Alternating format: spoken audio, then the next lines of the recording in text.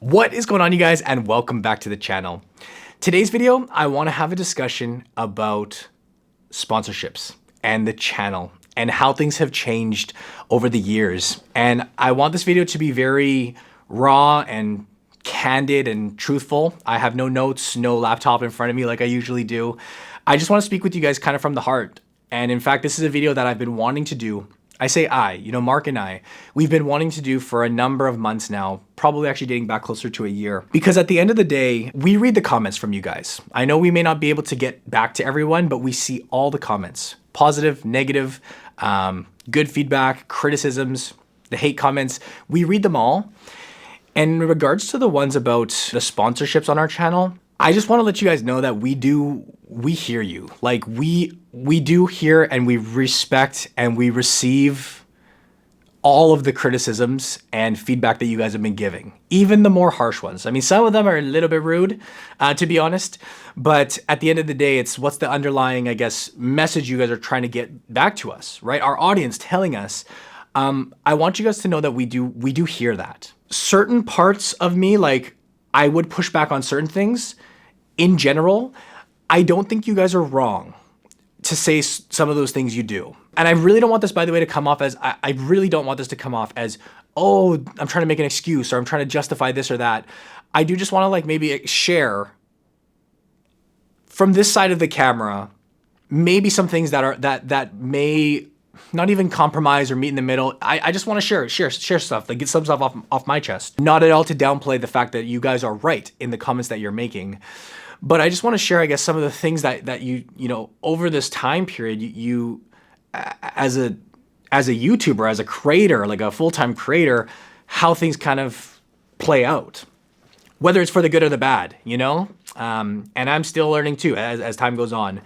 But I guess one of the things that I just thought might be like somewhat relevant information is like regarding like, I guess like our channel and revenue and whatnot. And one of the things that I think might be a misconception is like how much YouTubers make.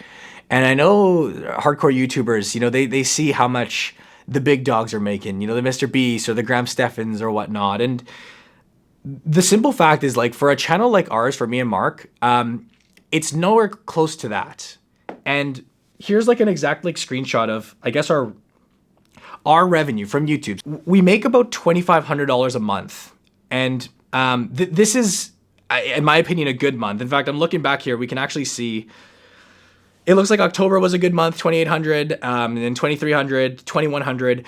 I'm used to seeing these numbers around 2 to 2.5K a month from just the YouTube ad revenue, right? So just like, you know, those skippable ads that you guys see, like if we were to just solely be a content creator on YouTube without any other forms of revenue, that's about what we earn.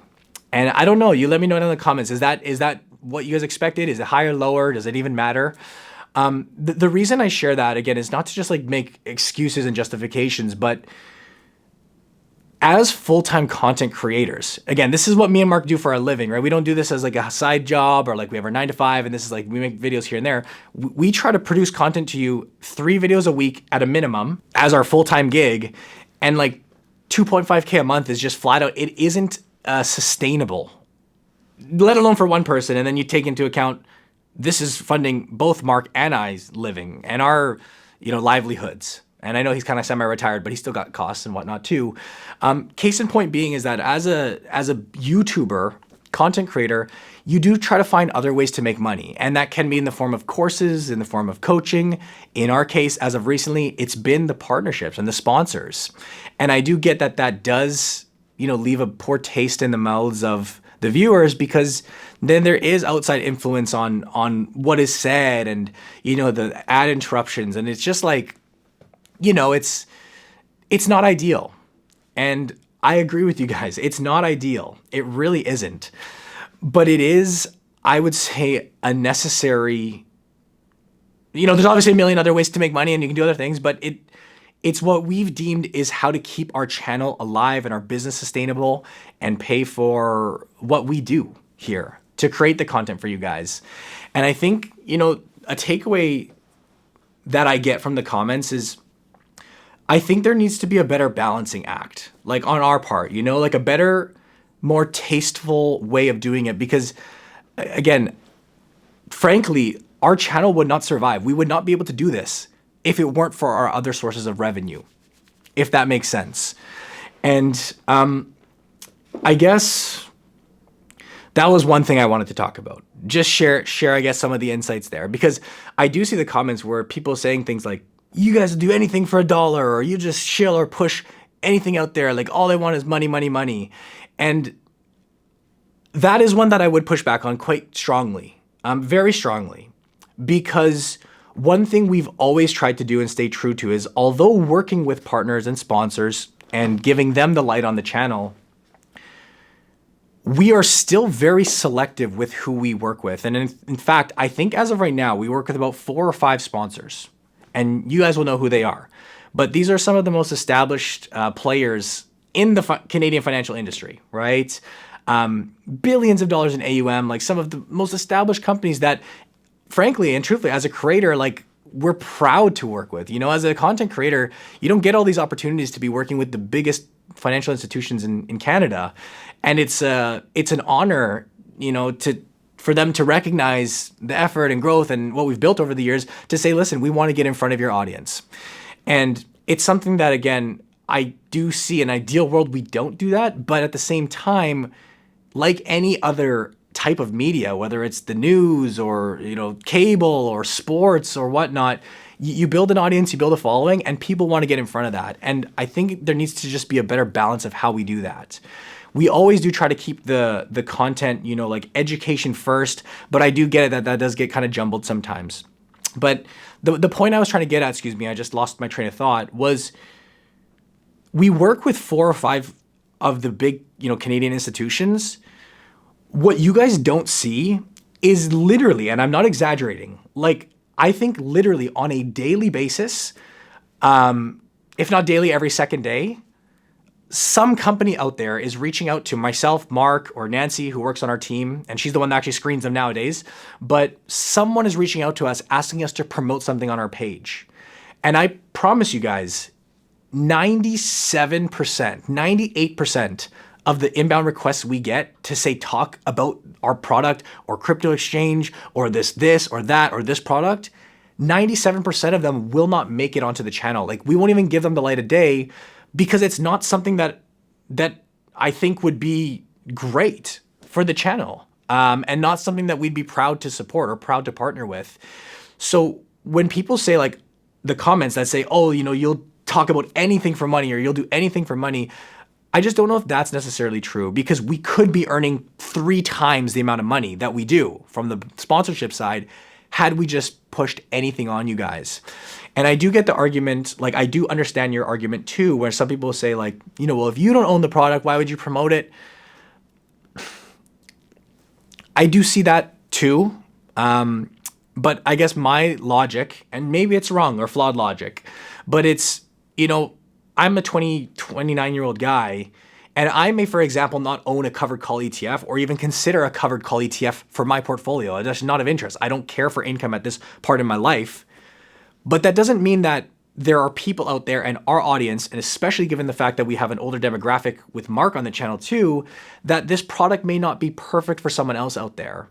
And I guess, again, you know, feel free to leave a comment down below and let me know if I'm unbased in thinking this, but just because I don't use a product doesn't mean that it can't be a really good product for someone else, and therefore I think it's suitable to talk about. Again, this is not even talking about the 97% of other junk companies or products or, you know, promotions that people are trying to get us to do. This is literally working with some of the biggest companies with billions of dollars in AUM who are, you know, really, you know, fitting a need in the investment industry. There is one, you know, just being truthful and transparent, there's one sponsorship on this channel in the lifetime of it that I've taken on that I do regret doing. And this was probably a lot earlier on in, you know, my career as a YouTuber, where I'm learning and making mistakes and whatnot. But it was that company, Masterworks, and I did do a deal with them. A smaller partnership at the time, and the channel was smaller, and I was probably super excited to get these deals or whatnot. But and it's not to say Masterworks is like a big fraud or scam or whatever. I actually don't know. But that's I guess the point was that I don't have like 100% confidence in that particular product, yet I still did talk about it. That's where if I could go back and say, like, hey, who's a sponsor I was not proud to work with or proud to present here on the channel, that would have been one of them. And they have reached back to me dozens of times since then to do more. And of course, like many of the others, it's not going to make the light of day. So I just think, yeah, I personally don't agree with the thing saying we will just promote anything or just shill anything out there. We work with a very selected, like basically filtered through list of who we are proud to work with. And then we do talk about them, again, not dismissing the fact that I think it needs to be done a little more tastefully.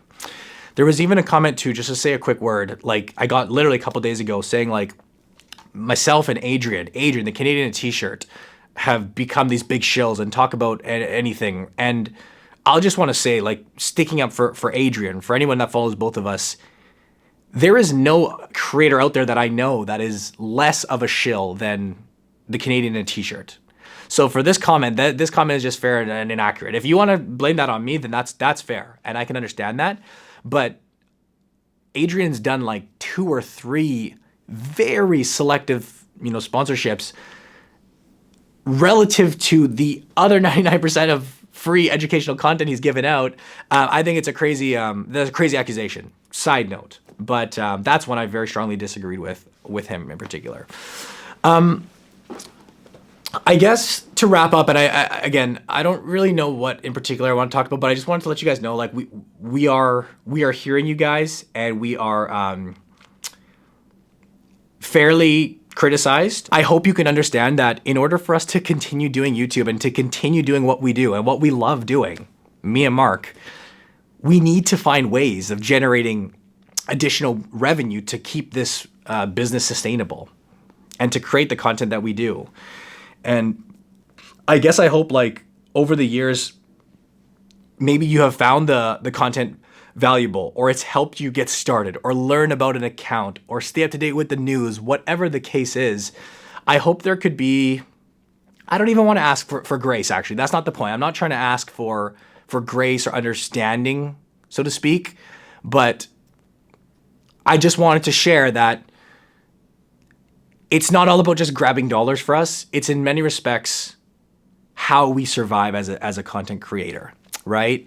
So long story short, I want to thank you guys for the support and feedback and criticisms, because again, I think they come from the right place. And we're making this content for you guys at the end of the day. And if you guys are feeling it is too promoted or too heavily skewed towards the sponsorships, you guys are ultimately the ones that we are creating this for.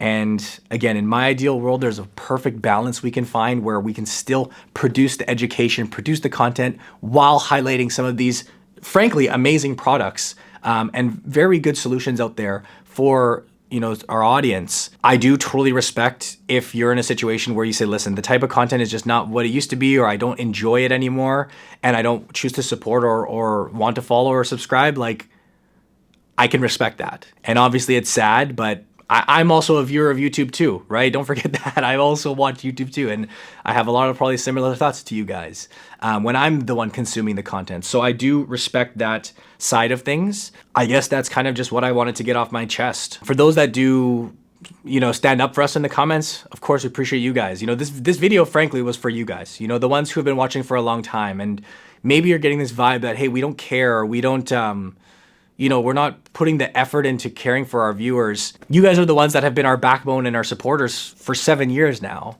And I do just want to let you know that we understand that we're in a position too where we're trying to learn and figure it out as well. And we're not perfect, and we're not, we're not perfect, but we factor in what you guys are saying, and we need to find a way to find a balance and find something that you guys will enjoy. But I hope you guys have enjoyed the content, and appreciate you guys hear me ramble for a little bit. Like I said, it's hopefully this didn't come off as making excuses or just complaining about it, because that's not the case. I hear you guys. And rest assured, Mark and I are constantly discussing about ways that we can try to improve this situation. At the end of the day, we want to do YouTube for as long as we can. This is what we love doing. This is what we do. Like, we create content and talk about investing and different accounts and whatever it is. This is what we do. And obviously making money is a big part of it. You know, it's a business. We are entrepreneurs too, but it's about finding that middle ground. And yeah, I just don't want to brush this off any longer. I wanted to make this video a long time ago too, when we started taking on sponsorships, you know, in a more heavier fashion, just so that you guys were aware. But it's getting to the point now where we do see, like, you know, the more and more displeasure in the comments. So I apologize for it taking so long. There's our perspective, I guess, being on the other side of the camera. And I hope you appreciate that. You don't even need to understand it, but I hope you appreciate us sharing.